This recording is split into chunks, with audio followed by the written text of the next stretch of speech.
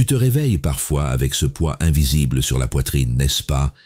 Cette sensation que quelque chose en toi se déchire, comme si deux parties de ton âme tiraient dans des directions opposées.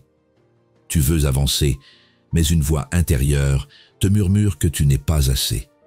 Tu veux la paix, mais tes pensées s'agitent comme une tempête qui refuse de s'apaiser. Ce conflit intérieur, ce tiraillement entre ce que tu es et ce que tu veux être, c'est une lutte universelle. Elle nous touche tous à un moment ou à un autre, dans le silence de nos nuits ou au milieu d'une journée ordinaire. Et si je te disais qu'une philosophie vieille de plus de 2000 ans pouvait t'aider à apaiser cette tempête? Comme le disait Marc Aurèle, tu as le pouvoir sur ton esprit, non sur les événements extérieurs. Réalise cela et tu trouveras la force. Le stoïcisme, cette sagesse ancienne, n'est pas seulement une collection de maximes poussiéreuses, c'est une arme pour affronter tes batailles intérieures, un guide pour transformer le chaos en clarté. Imagine un instant, et si tu pouvais regarder tes peurs, tes doutes, tes colères, et leur dire avec une sérénité absolue, « Vous n'avez aucun pouvoir sur moi ?» Ce n'est pas une promesse en l'air, c'est une réalité que des millions de personnes ont découverte en embrassant les principes stoïciens. Aujourd'hui, on va plonger dans cette philosophie non pas comme des érudits, mais comme des êtres humains en quête de paix. Parce que, soyons honnêtes, ces conflits intérieurs ne disparaissent pas d'eux-mêmes. Ils grandissent, ils s'enracinent, et ils te volent ta joie si tu ne les affrontes pas. Alors, prête-toi à ce voyage. Laisse-toi guider par une sagesse qui a résisté à l'épreuve du temps. Une sagesse qui t'invite à reprendre le contrôle, non pas du monde, mais de toi-même. Parce que c'est là que tout commence. C'est là que la liberté véritable prend racine. Quand tu regardes en toi, que vois-tu? Un champ de bataille ou une opportunité de transformation? Le stoïcisme te propose une réponse et elle commence par une question. Es-tu prêt à changer la façon dont tu vois le monde? Pas le monde extérieur, avec ses imprévus et ses injustices, mais le monde intérieur, celui où tes pensées, tes émotions et tes choix se rencontrent. Ce conflit, cette tension qui te ronge, elle n'est pas une fatalité, elle est une invitation à te poser, à respirer et à écouter ce que les stoïciens ont à t'apprendre. Alors, commençons ce voyage ensemble. Pas à pas, nous allons explorer comment cette philosophie peut apaiser tes tempêtes intérieures et te ramener à une vérité simple mais puissante. Tu es plus fort que tu ne le crois, bien plus fort. Imagine une époque où le monde était aussi chaotique qu'aujourd'hui, sinon plus. Des empires s'effondraient, des guerres éclataient, des trahisons se tramaient dans l'ombre. Et pourtant, au cœur de ce tumulte, des penseurs comme Sénèque, Épictète et Marc Aurèle ont trouvé un moyen de rester ancrés, de garder leur esprit clair face à l'adversité. Le stoïcisme, né dans les rues animées d'Athènes et perfectionné dans les palais de Rome, n'était pas une philosophie pour les faibles. C'était une armure pour l'âme, un outil pour ceux qui refusaient de se laisser submerger par les vagues de la vie. Aujourd'hui, dans un monde où l'anxiété, le stress et les doutes intérieurs sont omniprésents, le stoïcisme revient comme une lumière dans l'obscurité. Il ne te promet pas une vie sans douleur, sans échec ou sans conflit. Non, il te promet quelque chose de bien plus grand, la capacité de traverser ces tempêtes avec une sérénité que rien ne peut ébranler. Le stoïcisme, c'est l'art de se recentrer sur ce qui dépend de toi. C'est une invitation à lâcher prise sur ce que tu ne peux pas contrôler. Les opinions des autres, les aléas du destin, les imprévus de la vie, et à te concentrer sur ce qui est en ton pouvoir, tes pensées, tes actions, ta façon de voir le monde. Imagine un instant ce que ça ferait de te libérer du poids des jugements extérieurs, de ne plus te laisser enchaîner par la peur de l'échec ou par la colère face à l'injustice. C'est la promesse du stoïcisme, non pas une vie parfaite, mais une vie où tu es maître de toi-même. Cette philosophie ne te demande pas de devenir quelqu'un d'autre. Elle te demande de devenir pleinement toi, débarrassé des chaînes que tu t'imposes. Et si tes conflits intérieurs, ces moments où tu te sens déchiré, perdu ou submergé, étaient en réalité des signaux qui te disent qu'il est temps de changer, de te poser les bonnes questions, de redécouvrir qui tu es vraiment. Le stoïcisme t'offre un chemin, une méthode pour transformer ces conflits en opportunités. Il ne s'agit pas de réprimer tes émotions ou de prétendre que tout va bien. Il s'agit de les comprendre, de les accueillir et de les canaliser pour qu'elles cessent de te contrôler. À travers cette exploration, nous allons plonger dans des enseignements concrets, des outils pratiques et des histoires qui montrent comment le stoïcisme peut changer ta façon de vivre. Parce que, au fond, le stoïcisme n'est pas une théorie abstraite.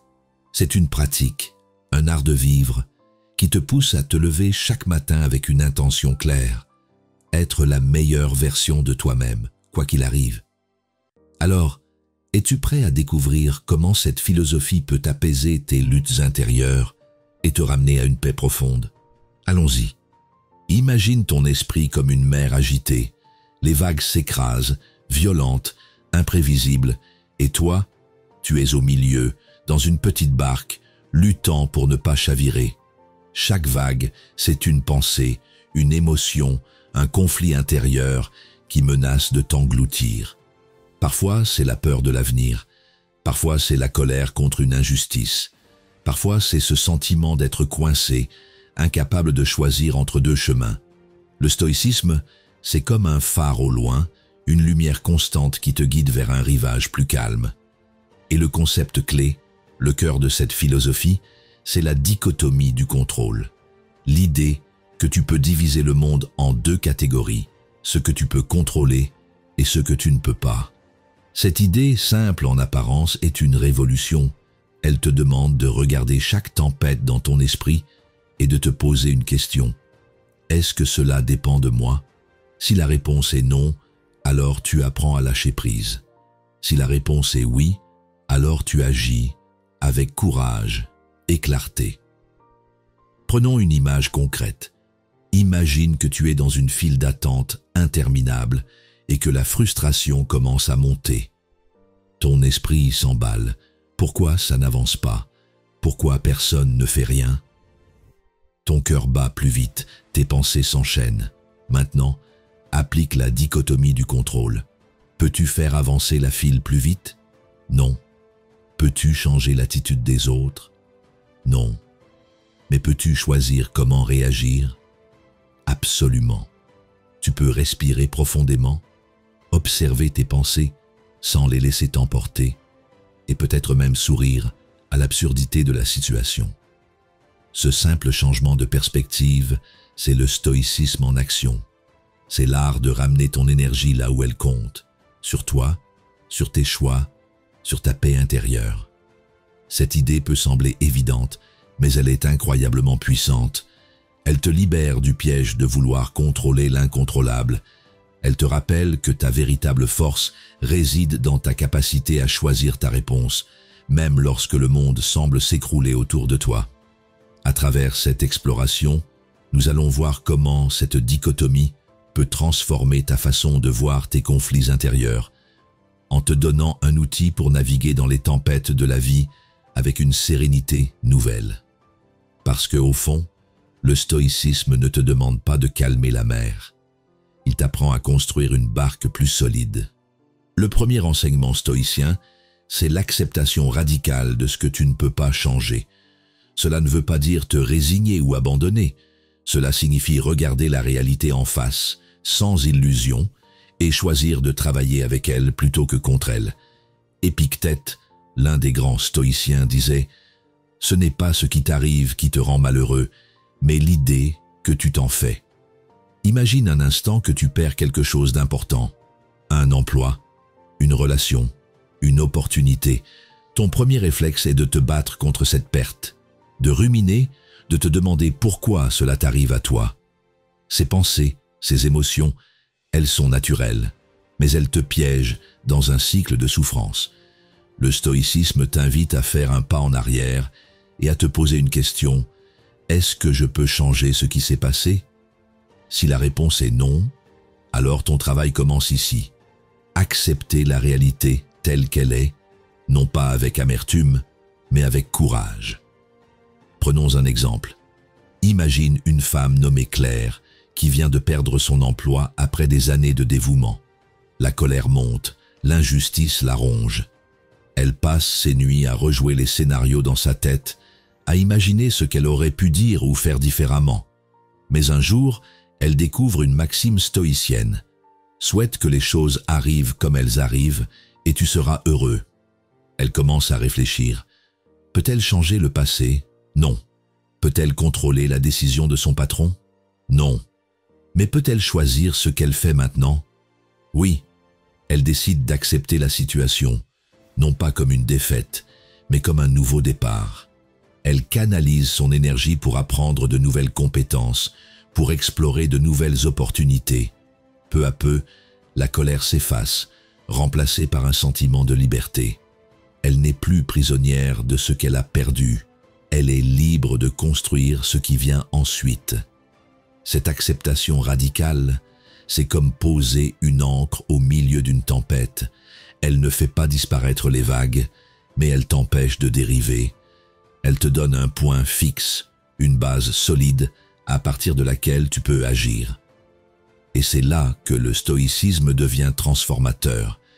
Il ne te demande pas de supprimer tes émotions, mais de les voir pour ce qu'elles sont, des signaux, pas des ordres. Tu peux choisir de ne pas te laisser emporter. Tu peux choisir de construire, même sur les ruines. Ce premier enseignement est une invitation à regarder tes conflits intérieurs, ces moments où tu te sens déchiré par la frustration, la peur ou la tristesse, et à te demander « qu'est-ce qui dépend de moi ?» En te concentrant sur cette question, tu commences à démanteler les chaînes qui te retiennent. Tu commences à reprendre le contrôle. Le deuxième enseignement stoïcien, c'est la pratique de la discipline des désirs. Le stoïcisme nous apprend à examiner ce que nous voulons vraiment et à aligner nos désirs avec ce qui est en notre pouvoir. Sénèque disait « Tu cesses d'être blessé quand tu cesses de désirer ce qui ne t'appartient pas ». Ce n'est pas une invitation à ne plus rien vouloir, mais à désirer avec sagesse, à vouloir ce qui te rend libre, plutôt que ce qui t'enchaîne. Imagine un homme, Paul, qui passe ses journées à courir après l'approbation des autres. Il veut être aimé, admiré, respecté par tous. Mais chaque critique, chaque regard indifférent, le blesse profondément. Il se sent déchiré, comme si son bonheur dépendait de quelque chose qu'il ne peut jamais pleinement saisir. Un jour, il tombe sur les écrits de Sénèque et découvre une vérité libératrice. Vouloir l'approbation des autres, c'est comme courir après le vent. Tu ne peux pas le saisir et essayer te laisse épuiser. Paul décide alors de changer. Il commence à pratiquer la discipline des désirs. Chaque matin, il se pose une question. Qu'est-ce que je veux vraiment et est-ce que cela dépend de moi? Il réalise que son vrai désir n'est pas d'être aimé par tous, mais de vivre selon ses propres valeurs, d'être fidèle à lui-même. Il commence à se concentrer sur ses actions, être honnête, travailler dur, aider les autres, plutôt que sur les réactions des autres. Et quelque chose d'incroyable se produit. La paix s'installe. Les critiques glissent sur lui comme l'eau sur une feuille. Il n'est plus esclave des opinions extérieures. Il est libre. Cette transformation est profonde, car elle touche au cœur de nos conflits intérieurs.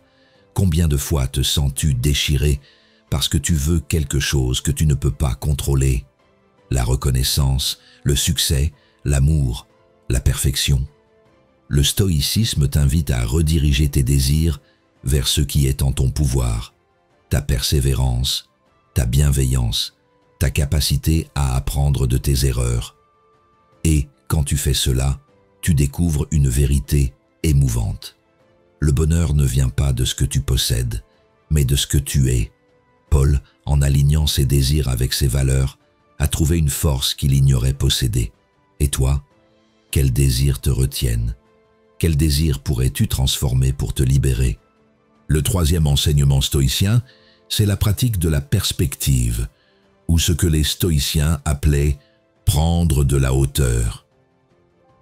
Marc Aurèle écrivait « Tu peux te libérer de beaucoup de choses en te rappelant que tout est éphémère, que tout passe. » Ce principe t'invite à sortir de l'étroitesse de tes conflits intérieurs pour voir ta vie dans une perspective plus large. Imagine que tu es en colère à cause d'une dispute avec un ami. Ton esprit est consumé par ce qu'il a dit, par ce que tu aurais dû répondre. Cette colère te ronge, elle colore tout ce que tu fais. Maintenant, prends du recul. Imagine que tu regardes cette dispute depuis l'espace, comme si tu observais la Terre depuis les étoiles. Cette dispute, aussi intense soit-elle, est-elle si importante à l'échelle de ta vie, à l'échelle de l'univers? Ce simple exercice de perspective peut apaiser ton esprit, car il te rappelle que la plupart de nos conflits intérieurs sont amplifiés par notre propre esprit. Prenons un autre angle. Pense à un moment où tu as été submergé par l'anxiété, peut-être à cause d'un échec ou d'une peur de l'avenir. Le stoïcisme t'invite à te poser cette question. Dans 10 ans, est-ce que cela aura encore autant d'importance? Cette question n'est pas là pour minimiser tes émotions, mais pour te donner une boussole, un moyen de relativiser sans nier ce que tu ressens. En prenant de la hauteur, tu commences à voir tes conflits intérieurs, non pas comme des murs infranchissables, mais comme des vagues temporaires. Elles passent, tout passe, et dans cette impermanence, il y a une liberté immense. Réfléchis un instant. Quel conflit intérieur te pèse en ce moment? Peux-tu le regarder avec cette perspective plus large? Peux-tu te rappeler que, comme tout le reste, il est temporaire? Ce n'est pas facile, mais c'est libérateur. Cette pratique t'invite à te connecter à quelque chose de plus grand que toi, à te souvenir que tu fais partie d'un tout et que tes luttes, aussi réelles soient-elles, ne définissent pas qui tu es. Tu commences à voir la puissance du stoïcisme, n'est-ce pas? Cette philosophie n'est pas seulement une série d'idées, c'est un chemin, une pratique qui te transforme de l'intérieur. Chaque enseignement que nous avons exploré, l'acceptation radicale, la discipline des désirs, la prise de perspective, est une clé pour déverrouiller une paix intérieure que tu croyais peut-être hors de portée. Mais ce n'est que le début. Il y a encore plus à découvrir, des outils encore plus concrets, des pratiques qui peuvent devenir des rituels dans ta vie quotidienne.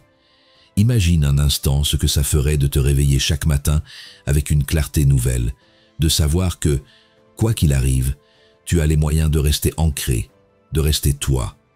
Le stoïcisme ne te promet pas un monde sans tempête, mais il te donne une boussole pour naviguer à travers elle.